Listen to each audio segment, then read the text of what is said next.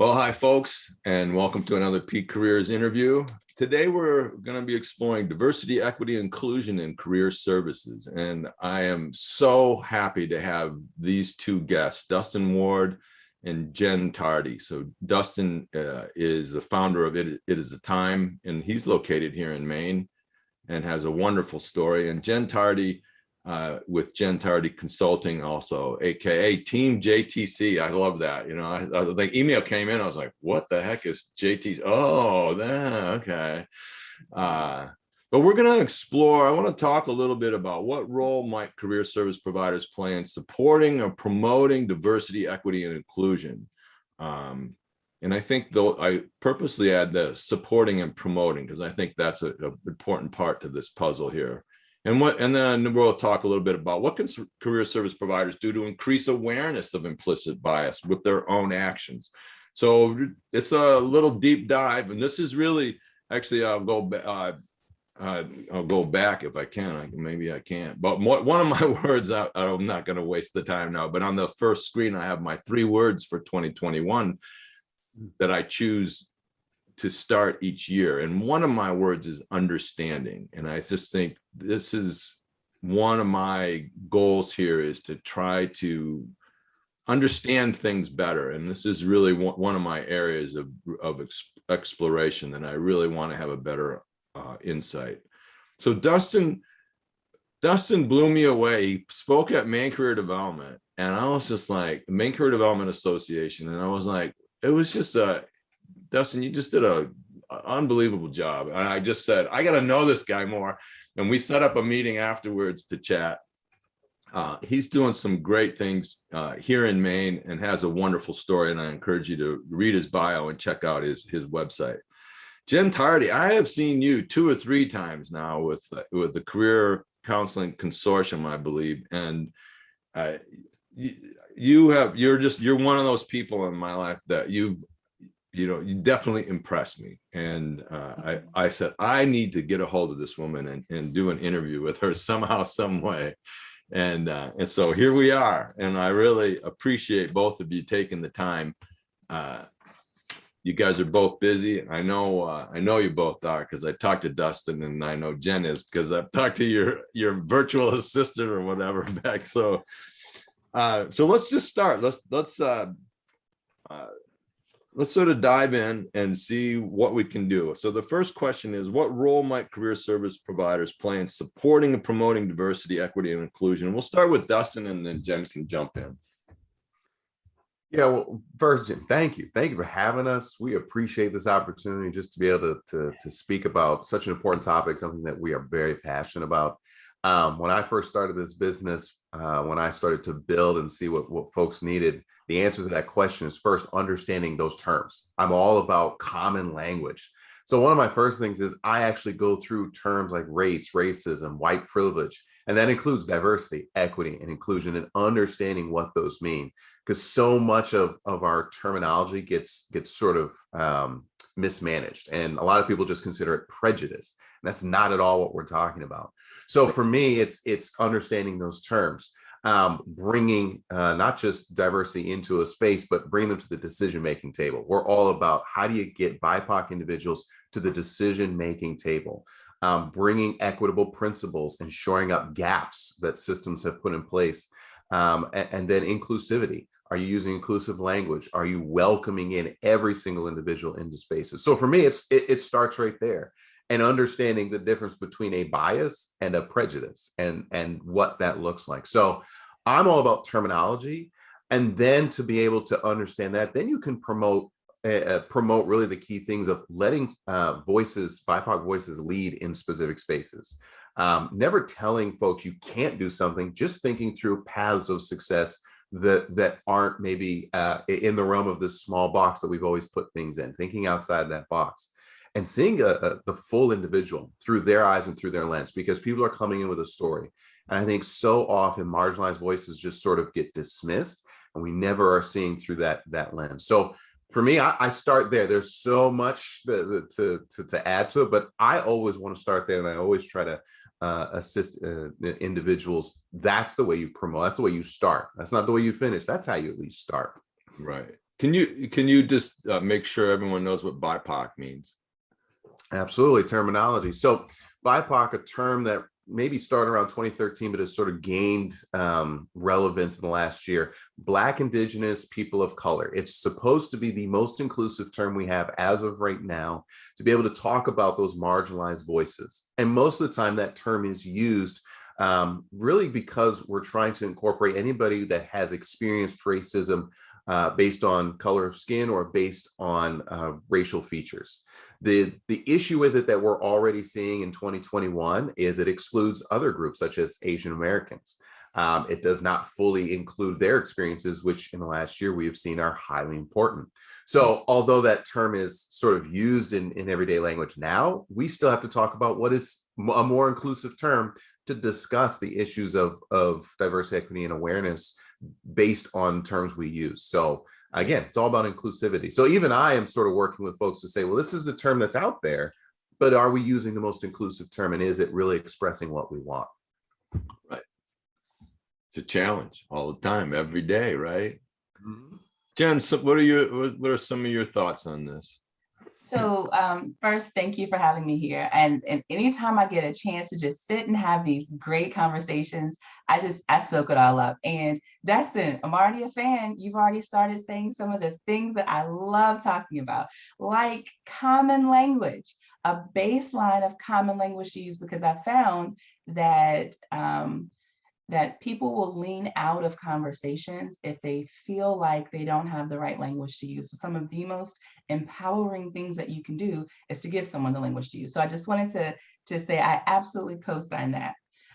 Another thing that I think is, two things that I think are really important for people that are in this area of helping people with careers is that when you're working with students who are about to go on their job search, it's really important that you understand the hiring process.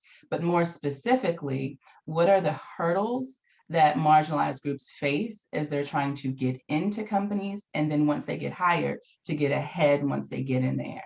And so the more that as a career coach or a career development person or someone who's supporting students in finding jobs or even alumni, the more that you understand those hurdles, those obstacles that they face, and that you can actively help them to navigate them or even proactively help to navigate, then that's a big thing. So that's number one. And then I would say the second thing is when we switch gears and begin talking about employers. Employers constantly want access to your students on campus. And then we begin thinking about, okay, so what is our role when we are working with employers, because we're thinking about being easy to do business with. We want more employers to come to our campuses to want to meet with our students. But there's also still that layer of, I need to make sure that our students, when they're going to do internships, that they're doing them in safe environments. And so as I'm talking to people in this profession, I'll say things like, hey, have you ever suggested to employers to sign a commitment? So a commitment based on these factors that, I commit to creating a safe environment for all of your interns from your campus by doing X, Y, and Z. And then on the other end, are you also checking in with the students when they're coming back to campus after those internships and really asking them what was their experience? And not just a generalized experience, but did they have any obstacles? Did they have any hurdles? And are there any patterns around that?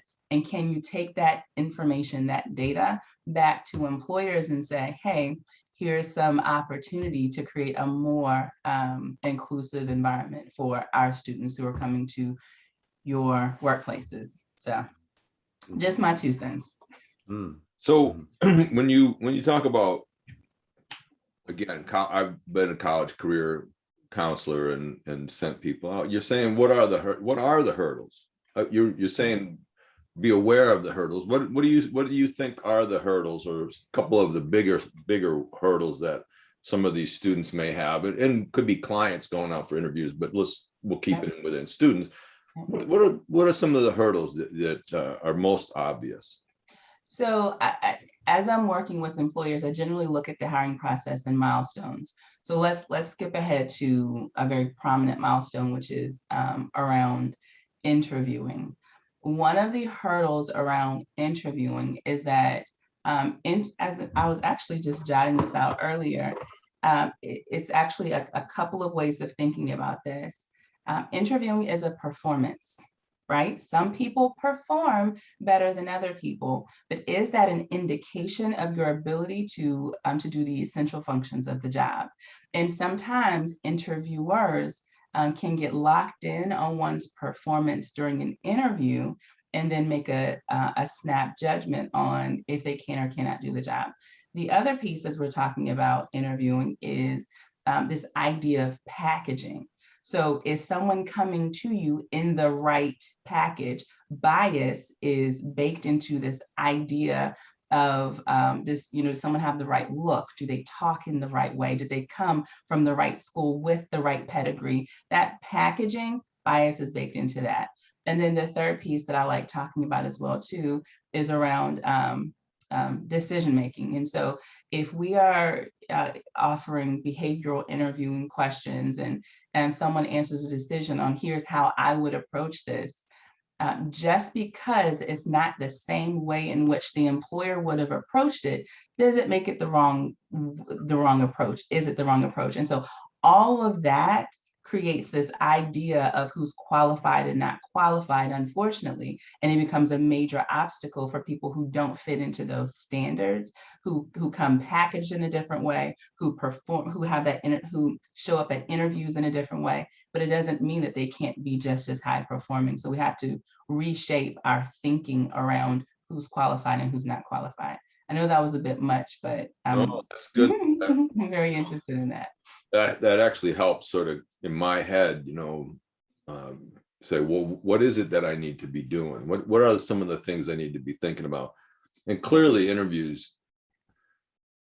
are heaped with bias. I mean, I've been on so many interview committees and it's like some people, they're not good at it. They're just, some of the interviewers are not good at it. And so how do you, that's a tough one for anybody. But when you come in as a person of color, it's got to be even more difficult. Are those interviewers asking the illegal question because they simply don't know it's an illegal question, or are they asking it intently, or are they asking it just out of just like, oh well, how you doing, where'd you grow up, and you don't know. And that's the part of one of the troubles with an interview.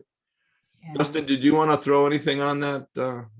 Yeah, listen, Jen is speaking truth to power right now. I'm telling you too, man. I love you guys. Right.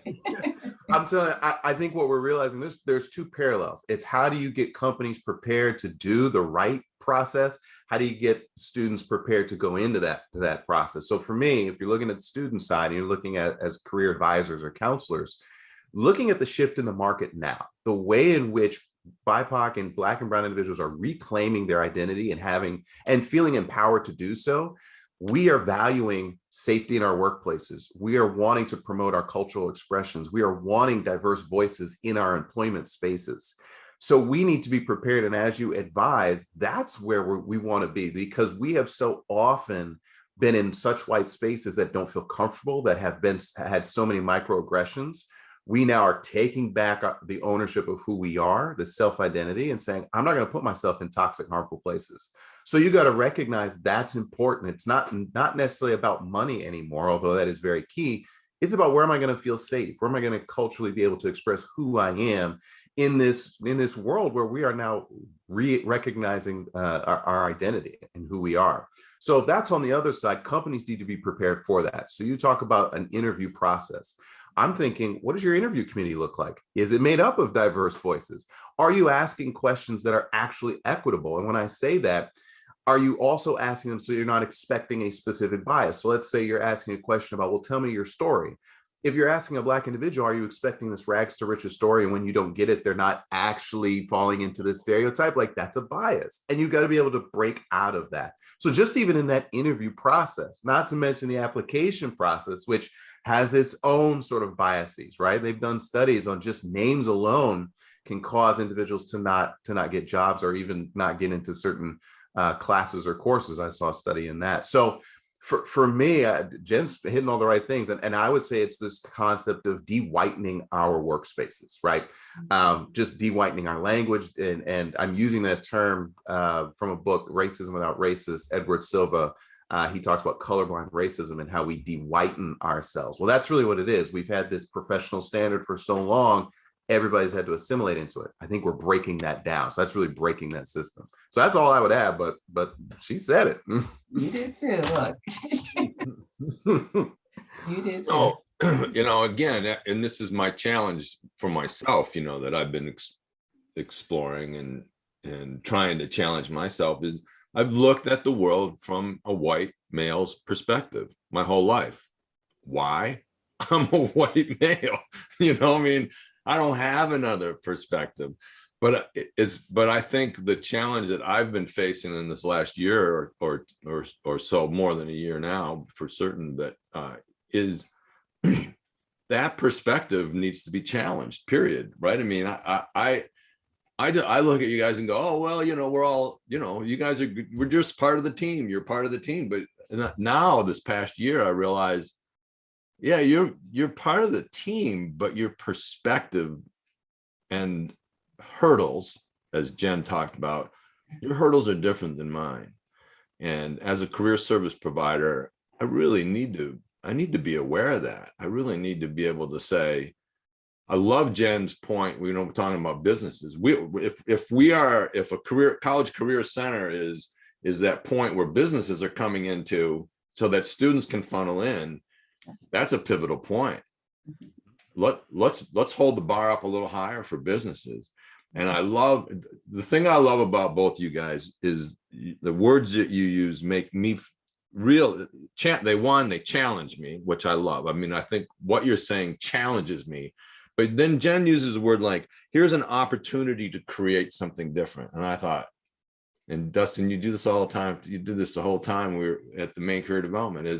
It's not black and white, and it's not like you're bad, I'm good. It's like, let's get some feedback from the students. And the students said, well, there wasn't that they didn't feel safe, but they didn't feel as comfortable as they would hope. They thought there would be blah, blah, blah, whatever it is. Well, I got to take that information and use that and say to the businesses, you know what, here's some feedback and here's an opportunity for you. It's just so much more optimistic, but it's still dealing with it. And to your point, Jim, my style for teaching and training is it is very easy in this space, and you probably experience this a lot too, Dustin, with when you're teaching and about these topics, people can get really caught up and distracted in their own emotions, right? And when you're really caught up in the cycle of your own emotions and how you're feeling, and the guilt and the shame and things like that, and this is everyone, it's really hard to move the needle. And so I'm very intentional about the words that I use so that we keep the conversation moving forward. We all understand that, where we're coming from and what's taken place. Let's begin talking about the action. But there are other people who are doing the work of, let's address the guilt, or you don't get to have guilt, and that's great. There's a space for all of us in this work. But in the work that I'm doing right now, it's really about, okay, we're going to make these commitments, right? That we all have something to say. We respect each other's thoughts and all of this other great stuff, but let's get to the work so that we can move the needle, so that we can make a change overall too. So it's very intentional, the approach that I take. And it sounds like you as well, Dustin. Yeah, absolutely. So I always am cognizant that people are, when I bring information, especially historical information, guilt and shame, first, those were the two words I was thinking of as well. And I want to allow people to have that for a moment. But I say, you can't stay there like that, right, because that won't lead you to the allyship and the activism that is required to move this work, because you'll always stay stuck in the self. You'll never be thinking of others and marginalized voices. So like you said, there's a space for that, and that's okay. And usually in the beginning parts of my trainings, I expect that, especially when you talk about terms and people are sort of shocked in that, and then you bring history into it and there's that shock. By the time we get to systemic racism, we've gone through that guilt and shame, and now it's sort of like, I need to do something. And I love that, because our three pillars are learn, think, act. You got to learn and understand where your origins are before you can even get to action. Then you need to empathize, personalize, then you can act. Well, the guilt and the shame sort of comes from the learning. But if you can get to empathy and really understand where marginalized voices are coming from, now action can stem from that. So I'm with you. Like there are places for that, and Yes. emotions can be okay, but to just stay there and to always keep running on that sort of negative emotion doesn't give you positive movement forward. And that's what we're about. Like both of us, I'm sure, Right. we want Right. movement forward. We don't want things to stay the same and just harp on the same old, same old. But we've kind of we're sort of leaning into my next question, and that is, what can career service providers do to increase awareness of implicit bias with our own actions? And so I'd like to, we're dancing around both of those questions throughout, but Jen, your response or some thoughts on that one, please. Yeah, so first, two things I like to say. One is understand that people have a different experience than you, right? Even in this room, I have a very different experience of life than even you, Jim, and you, Destin. So like the very first idea is understanding that my lens of seeing the world isn't the only lens of seeing the world, and kind of entering from that space right there. And then the other piece that I often teach about is checking yourself too. Mm-hmm. And I talk about how, and Jim, you may have heard me mention this before, the idea of checking yourself, that when I first started entering into this work of, diversity and inclusion and social justice and things, one of the things that our trainer said is that as you enter this space, the first thing you do is check yourself. And what she meant was really doing a self-evaluation. In what areas do you feel resistance? Right? So as you begin to talk about these topics, where are you feeling your own resistance? And then getting support around that resistance. So going back to our earlier conversation, if I feel resistance in entering the work, right? Is it because I don't feel like I have the right language to use? And I feel like, I don't know whether to say African American or Black, and I don't want to say the wrong thing, and I don't want to get the company in trouble and get us all sued, and they're going to cancel me, right? And those are real feelings. And right. So then I don't say anything. And you don't say anything. You don't, and not saying anything, you don't even lean into the work. And so, but being able to recognize that that is where your personal resistance is, then you can say, oh, okay, I don't lean all the way into this work because I don't have the right language. Where can I go to get the right language, right? Or, and I tell leaders all the time, sometimes dealing with your own resistance means going to get therapy. Maybe there's some therapy, or maybe there's some additional learning that you need to do. And I remember when I first entered, when I first entered this work, I started feeling resistance around the conversation around people with disabilities. Okay, and what tends to happen is we get locked into the emotions, and most people never make it out. Most people never say, why do I feel resistance around the topic of people with disabilities? Because it wasn't, for me, what I perceived to be a firsthand experience in my life growing up, being close and connected to people with disabilities, until I began doing my own research and my own work. And then what I realized is that in my community, there's, so when you're thinking about mental illness as an example, lots of it goes undiagnosed. And so it was just, cousin Sharon or Aunt Priscilla, that's just who they are and how they are. But the more I started understanding that these experiences are within my lived experience, and I started connecting it to my family, those things personal to me, then that resistance started fading away. Okay, now I understand the world of, disability and how there's so many facets to it, and now I can lean into it more. Does that make sense? I love, and it starts with awareness, starts with, like you say, challenging yourself, checking in, and just sort of going, it was like what I just said earlier. What if my perception of the world isn't really what everybody else is getting, right? It's like, holy smokes. Right. People don't think like me, right?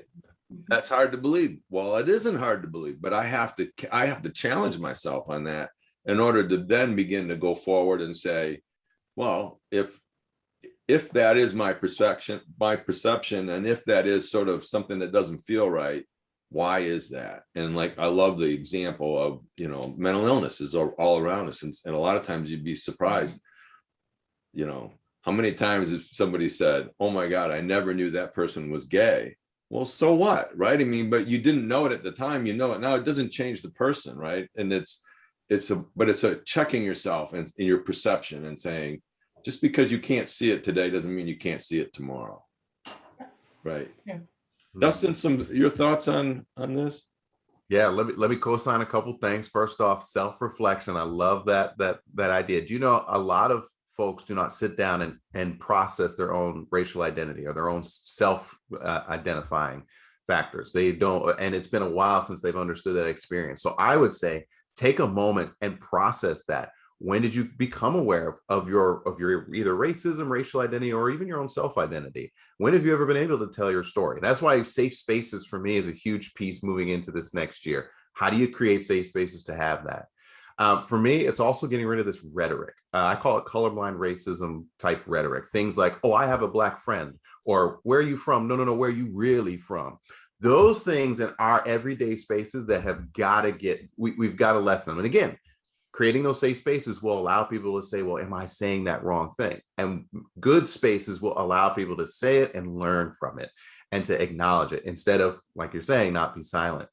And what we're all sort of talking about is we need exposure. I think the biggest resistance I got over the last year was, well, there's not a lot of Black folks in Maine. So how am I going to do X, Y, and Z? But there are folks here in Maine, and data has shown that there is a shift in racial diversity even here in this state. So I know there are other cultures and places to be exposed to something other than the world we live in. And that's what we're talking about, is how do I expose myself and get myself in cultural spaces to learn? And I think that's a big thing for me, is begin to listen and hear and not jump to commonality. So many times when people are trying to talk with me about my story or about how I've grown up, they try to make a point of comparison. Like, oh, I have this story that parallels with yours. And it's like, before you do that, have you heard me? Have you listened to me? And so many times that moment actually turns into a microaggression, turns into a moment where I'm feeling undercut because I'm not being heard or I'm being devalued. So begin to listen and hear and understand someone before you sort of jump to that parallel. A couple other things I would add: normalized diversity. I tell a lot of my folks, just normalize it. Stop normalizing whiteness, normalize diversity. It's going to be coming, and it's already on its way, especially here in places that are very majority white. But just normalize it now, because it should create that world around you. And then I say, for a lot of folks, give up control. I think that's a big thing that people have not processed well. What would it look like for especially white individuals to give up control in specific places? And I think, and I've done a lot of book groups who we've had some great discussions, that's probably one of the hardest places that they go, you know what, at the end of the day, that's difficult for me because I'm so used to being the dominant culture or in control or at the forefront of everything. That's a spot where people sort of need to take that self-reflection and say, where can I sort of give up where I've always been the one running? Where can I follow and support my fellow brothers and sisters? So I think those are just a couple of add-ons, but Jen's, again, truth to power. Like, I think those are some great ones as well. Yeah. I really like the normalized diversity. I really like that. I talk about that in diversity recruiting, and how I don't really like that that we have to say diversity recruiting, but we have to give it a platform to make it normalized, and that eventually we'll know that we're heading in the right direction because it becomes recruiting, always with the lens for increasing diversity. But until it becomes that, I'm going to always have to give it its due, its platform on diversity recruiting. So I like what you were saying. Mm-hmm. Yeah. And I mean, those are great points. I mean, and I just think, wouldn't it be great someday where, really, truly color doesn't matter, I mean, and that's, but right now it matters, Jim, I'll say this, maybe that color doesn't matter, but how is it elevated to the way of being appreciated? I think too often we're sort of saying, well, I don't want color to matter. And too many times we're saying, well, I don't see color. Those are in that same lens. What we're really saying is, how do we elevate the beauty that we have of the differences that we all operate from and appreciate each one in its own space? I think that's the better language to use, Mm. because I don't want to get away from my racial identity. I don't want to lose that, and I'm still processing it. Like, I'll be a little vulnerable. I'm still processing. You know, light skinned brother out here, I'm still processing what that means. But I will say that I want to be valued for that too. I don't want that to go away, because too many times I've been in spaces where it has. I've been seen as just like all the other white folks, and that devalues who I am in the processing I've gone through in the 30 years of trying to figure out what does this conversation look like. So, you know, not to say you're not saying it wrong. Let's just say it differently, where we're elevating and appreciating the identities and the racial identities that we bring to the table, and not just those, the other self identities that we bring in, that can range the gamut. I think that's what we're taught. That should be normal for us. That should be a part of our everyday workspace. Yeah, and that's why that term normalized diversity, you know, where it just becomes normal. And I love that. That's a great term. You know, and I think that's my takeaways from both of you in the times that I've been with you guys is language does matter.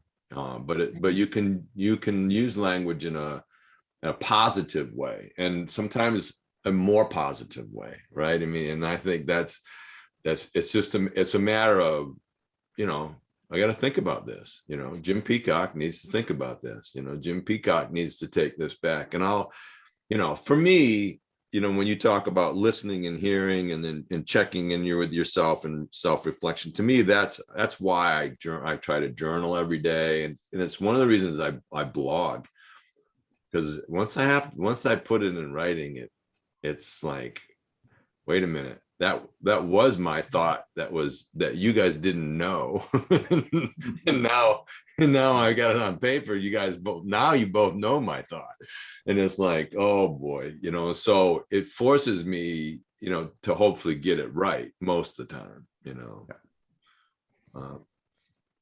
One of the things that I was going to say too, that when I first started teaching people about this, I also found that we would get, or that the audience would get kind of hung up in good and bad, right and wrong when it comes to language. And so I really started using effective versus ineffective language. Effective language versus ineffective language.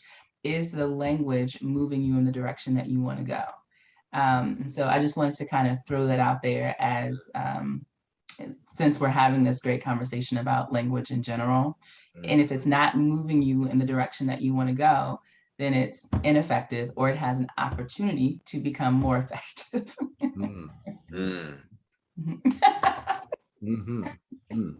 Well, this plays so much into my one of my three words is understanding. And I really, man, I just I don't want to end this interview, but my goal is always to keep these to 25 to 30 minutes, but I don't want to end it. But how about we just say any other thoughts for career service providers, any, you know, resources or actions other things you might suggest for career service providers as we do our work and work with companies and work with clients and students? Any final thoughts?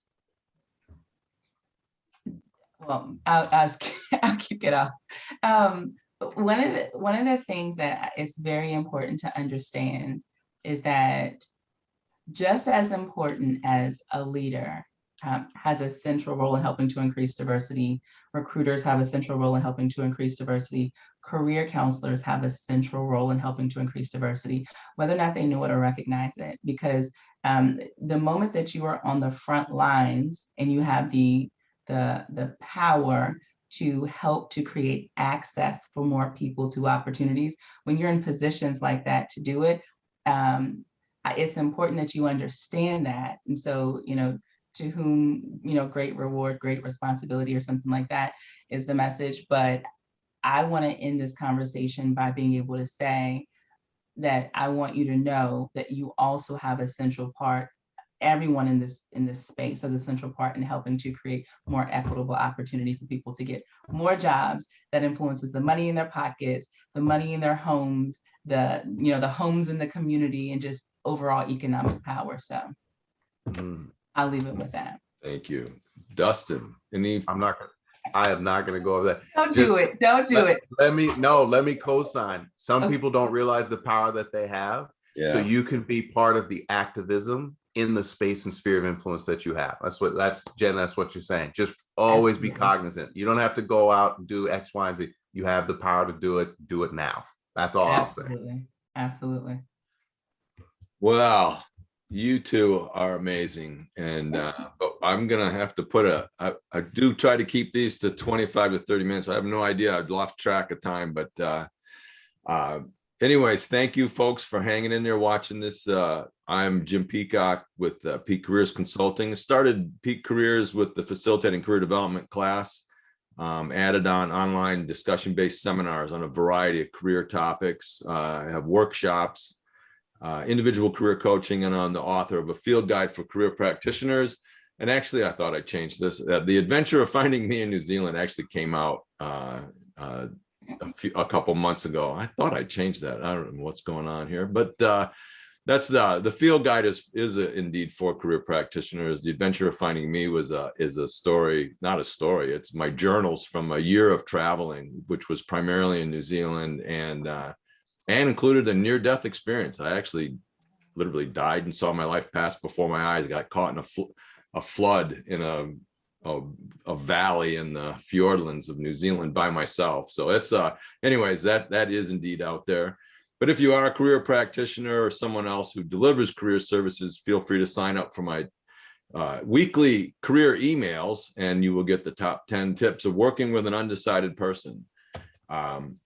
You can connect with me on all these different places for social media, but I'm hanging out mostly on LinkedIn. So, I mean, you'll find me in these other places, but LinkedIn is my go-to. Listen, thank you, Dustin and Jen, so much. Really appreciate having you both here and hearing your thoughts, and love what you both are doing.